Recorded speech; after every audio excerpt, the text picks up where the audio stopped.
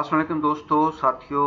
आज का ये टॉपिक जो है सप्लाई और डिमांड के ऊपर, और बड़ा ही इम्पोर्टेंट टॉपिक है। आपने वीडियो को एंड तक देखना है। सप्लाई और डिमांड को अगर आप समझ जाएं तो आपकी ट्रेड के अंदर एक नया निखार, एक नई जिद्दत जो है वो आप उसको इम्प्लीमेंट कर सकते हैं और अपने प्रॉफिट को इन्हांस कर सकते हैं। सप्लाई और डिमांड जो है ये ना सिर्फ ट्रेडिंग में बल्कि ये दुनिया की तमाम प्रोडक्ट्स में उनकी कीमतें खरीदो फरोख्त को तय करने के लिए और उनके जो है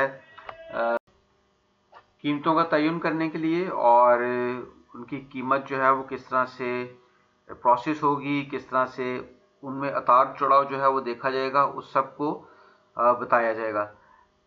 मैं बहुत ज़्यादा कोशिश करूँगा कि इस वीडियो को आपको जितना इजीली समझा सकूँ मैं उसको करूँ, लेकिन उसके बावजूद अगर कोई सवाल आपके जहन में रह जाए तो आपने कमेंट में जो है आप उसको पूछ सकते हैं। मैं डेफिनेटली उसका रिप्लाई करूँगा। सप्लाई का मतलब होता है रसद। जैसे कि मैं आपको आम जिंदगी से अगर एग्जांपल दूं तो जैसे किसी मंडी में कोई प्रोडक्ट्स आती हैं। मसलन मैं आपको एक एग्जांपल दूं कि एक फलों की मंडी है और उसके अंदर आम के ट्रक जब आना शुरू हो जाते हैं तो उसको कहते हैं सप्लाई। और जो ख़रीदार है, जो उसकी डिमांड करता है, जो उसको बार बार उसका पूछता है आके, जैसे कि कोई फल वगैरह अगर कोई अभी आ रहा है और वो ख़त्म हो गया और वहाँ पर कस्टमर आके बार बार डिमांड कर रहा है कि मुझे प्रोडक्ट चाहिए, तो उसको कहते हैं डिमांड। किसी भी प्रोडक्ट की डिमांड अगर इंक्रीज होती है तो प्राइस भी इंक्रीज हो जाती है।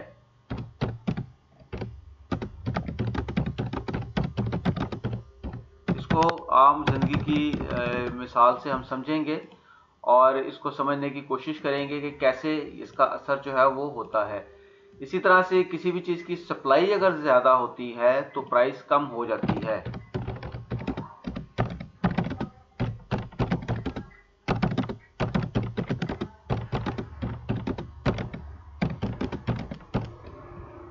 इसके एग्जांपल मैं आपको इस तरह से दूंगा कि जैसे सर्दियां जब आती हैं तो 3-4 एग्जांपल्स मैं आपको देता हूं। नंबर 1 में आपको अंडों की एग्जांपल देता हूं, नंबर 2 में आपको मैंगोज़ की एग्जांपल देता हूं, नंबर 3 में आपको ईद के इवेंट्स की एग्जांपल मैं आपको देता हूं, और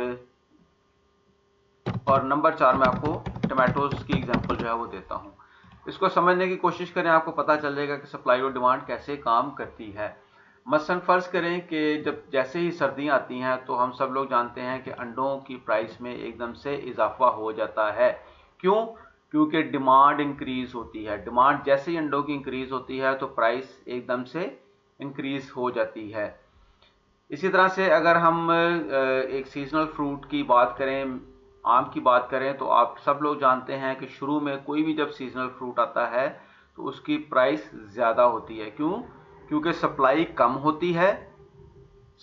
होती है, और डिमांड जो है वो ज़्यादा होती है, तो इस वजह से उसकी प्राइस ज़्यादा हो जाती है। इसी तरह ईद के इवेंट्स की अगर बात करें, और आप सब लोगों को पता है कि ईद के करीब चीज़ें एकदम से महंगी हो जाती हैं। ख़ासतौर पर बड़ी ईद के करीब आप वो ऐसी अशिया जो कि कुर्बानी के लिए इस्तेमाल होती हैं उनकी प्राइस में एकदम से इजाफा आपको देखने में नज़र आता है, एकदम से डिमांड इंक्रीज़ हो जाती है। इसी तरह अगर चौथी एग्जांपल मैं टमाटरों की बात करूं तो जिस तरह से कभी बॉर्डर्स के ऊपर पाबंदियां लग जाती हैं और इसकी सप्लाई कम हो जाती है। सप्लाई ज़्यादा होने पर प्राइस कम होती है, लेकिन सप्लाई कम होने पर डिमांड ज़्यादा होती है। सप्लाई कम होती है तो टमाटरों की प्राइस आपको बहुत ज़्यादा आसमान से बातें करती हुई नज़र आती है, लेकिन जैसे ही बॉर्डर्स खुलते हैं या टमाटर की फसल तैयार होती है और स्टॉक जो है वो मंडियों में आ जाता है तो प्राइसें गिरना शुरू हो जाती हैं, प्राइसें कम होना शुरू हो जाती हैं। अब यही सप्लाई और डिमांड का जो कॉन्सेप्ट है ये ट्रेडिंग के अंदर भी काम करता है। इसके लिए मैं आपको एक सिंपल सी चीज़ जो है वो बताता हूँ कि सप्लाई और डिमांड को आपने कैसे फाइंड आउट करना है, किस तरह से काम करती है। तो सप्लाई जो है वो हमेशा ऊपर से नीचे की तरफ होती है और डिमांड जो है वो हमेशा नीचे से ऊपर की तरफ होती है।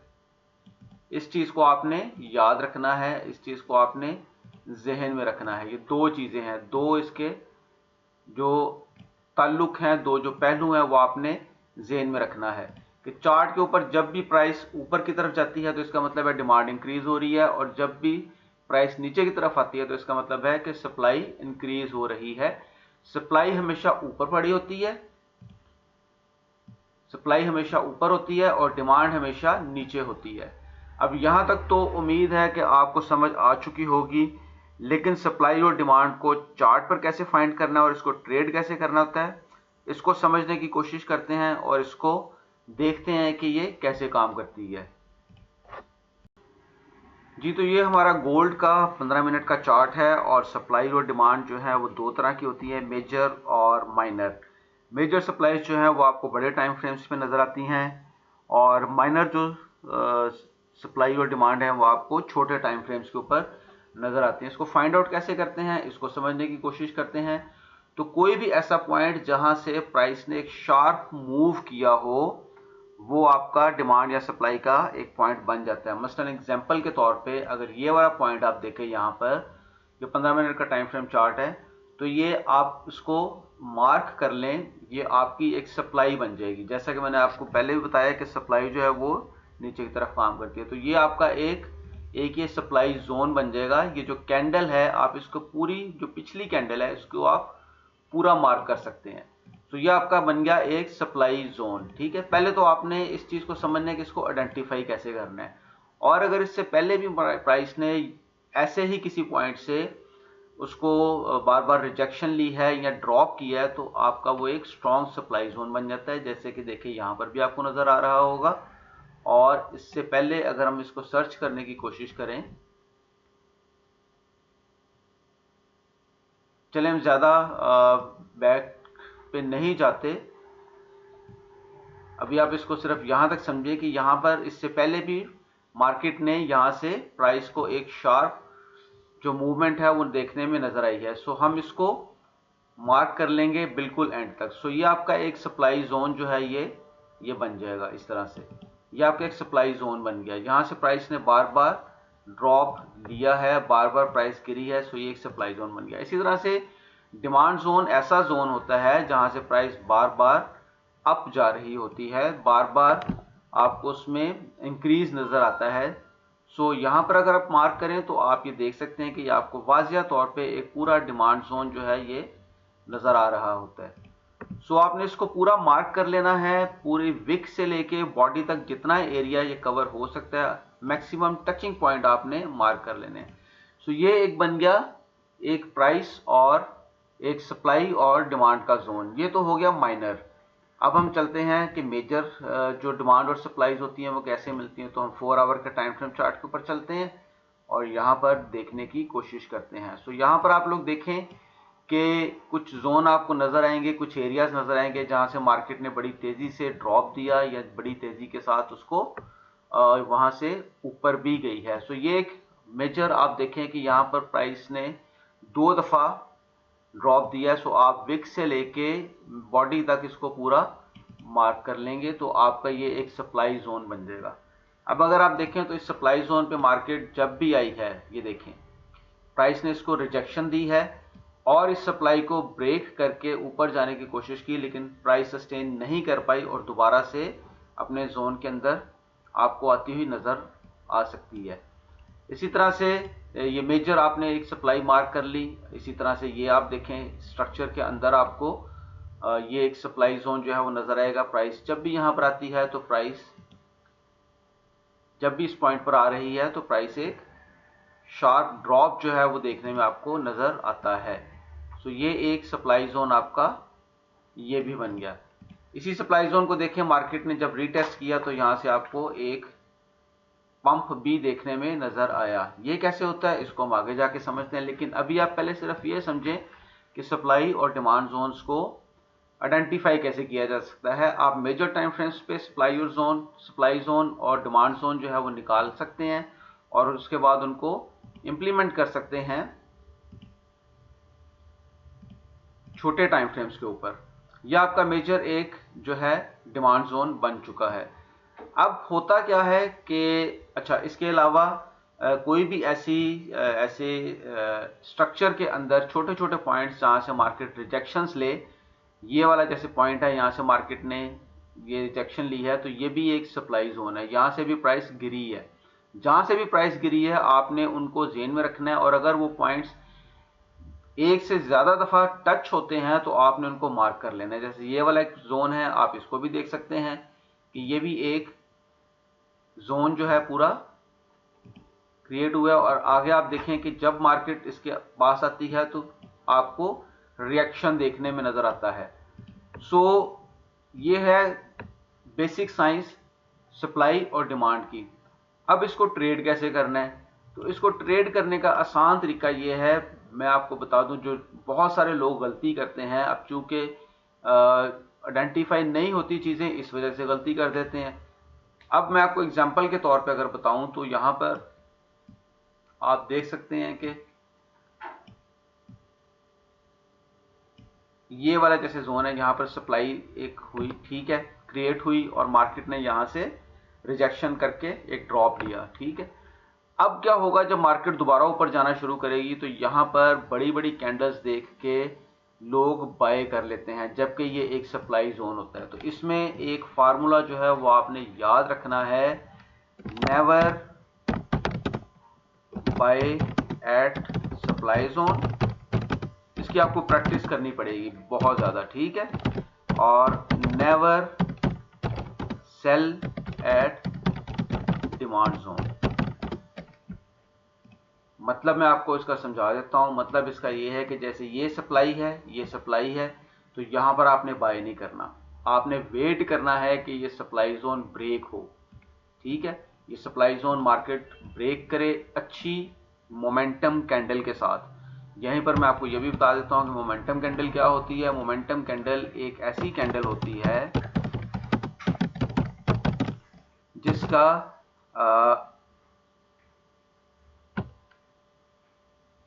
above and down no wick और very low wick, एक निशानी उसकी ये होती है, और दूसरी निशानी जो उसकी होती है वो होती है कि उसका वॉल्यूम जो है, नीचे आप अगर वॉल्यूम देखें तो उसका volume always less than previous candles. जो उसके पीछे जो कैंडल्स बनी है उनके वॉल्यूम से कम वॉल्यूम हो तो वो मोमेंटम कैंडल कहलाती है। ये मोमेंटम कैंडल की जो है वो डेफिनेशन है, ये उसकी चेकलिस्ट है। जब भी आपने ब्रेकआउट को वेरीफाई करना है तो ये दो चीज़ें आपने उसके अंदर लाजमी देखनी है, ये दो चीज़ें आपने उसके अंदर लाजमी देखनी है। तो ये अगर कैंडल जो है इसने प्रॉपर ब्रेकआउट कर दी है और कम से कम 50% बॉडी का ऊपर इसका चला गया है, और इसका वॉल्यूम जो है, जो नीचे ये वॉल्यूम बने होते हैं, वो वॉल्यूम जो है अगर पिछली जो वॉल्यूम्स है उनसे कम है, तो ये कंफर्म है कि ये फेक आउट नहीं है बल्कि ये प्रॉपर ब्रेकआउट है। उसके बाद मार्केट क्या करेगी, जब इस सप्लाई को रीटेस्ट करेगी, इस सप्लाई को रीटेस्ट करेगी, यूं करके आके हल्की सी एक रीटेस्ट करेगी, तो यहां से आप बाय में एंटर हो सकते हैं, और यहां पर आपका इससे नीचे स्टॉप लॉस होगा। स्टॉप लॉस आपने अपने स्प्रेड के हिसाब से या 2-4-5% नीचे ही रखना है। इसी तरह से अगर डिमांड पर है मार्केट, अगर मार्केट यहाँ पर डिमांड पर आई है तो यहाँ पर आप एक बाय का रिस्क ले सकते हैं, और यहाँ पर भी आप सेल का रिस्क ले सकते हैं। दो तरह से इसको ट्रेड कर सकते हैं, या तो आप यहाँ से सेल का रिस्क लें और स्टॉप लॉस इसके ऊपर रखें, लेकिन उसके लिए आपको फिर लिक्विडिटी समझना जो है वो ज़रूरी है, और यहाँ से आप सेल में एंटर हो सकते हैं रीटेस्ट के ऊपर भी, और डायरेक्टली सेल के ऊपर भी आप एंटर हो सकते हैं। सो एक इसका पॉइंट ये है, दूसरा इसकी जो तरीकाकार है ये है। अच्छा, इसी तरह से अगर आपने डिमांड के ऊपर जो है वो करना है, ट्रेड करना है, तो डिमांड के ऊपर जो है आप जो यहाँ पर सेल नहीं करेंगे, बिकॉज मार्केट बड़ी तेज़ी से नीचे आ रही होगी, तो आपने क्या करना है कि सेल के ऊपर जहाँ पर आपका डिमांड जोन है, यहाँ पर आप इसको यहाँ पर बाय की एक एंट्री प्लान कर सकते हैं। मार्केट यहाँ तो यहाँ से बुलिश कैंडल बनाए और रीटेस्ट करे तो आप बाय में एंटर हो जाएं, या आप डायरेक्टली बाय की एक एंट्री लेके अपना स्टॉप लॉस इसके नीचे रख सकते हैं। हाँ, यहाँ पर आप सेल की एंट्री कैसे प्लान करेंगे वो भी मैं आपको बता देता हूँ। उसके लिए आप क्या करेंगे कि आप इसका वेट करेंगे ब्रेकडाउन होने का, ये ब्रेकडाउन हो जाए मोमेंटम कैंडल के साथ, ये वाली शराइत अपनी पूरी करे और रीटेस्ट के बाद आप एंटर होके सेल की एंट्री लेके स्टॉप लॉस इसके ऊपर और यहाँ से आप अपनी सेल को प्लान कर सकते हैं। सो ये मेजर जो कुछ चीज़ें हैं डिमांड और सप्लाई की, मैंने कोशिश की है कि आपको जो मोटी मोटी इसकी चीज़ें हैं, जो इसके मेजर जो इसके पार्ट्स हैं डिमांड और सप्लाई के, वो मैं समझा सकूं। इसके अलावा अगर आपको डिमांड और सप्लाई की समझ आ जाती है, फिर आगे मजीद आप इसको समझ सकते हैं, आप इसकी मैपिंग समझ सकते हैं, पीओआई निकालना समझ सकते हैं और कंफर्मेशन किस तरह से लेनी है। खैर वो एक कंप्लीट कोर्स है और उसके लिए फिर आपको जो है एक अच्छी खासी प्रैक्टिस की जो है वो ज़रूरत पड़ सकती है। यहाँ तक वीडियो पसंद आई, लाइक कीजिएगा, सब्सक्राइब कीजिएगा, फॉलो कीजिएगा और अपनी दुआओं में याद रखिएगा।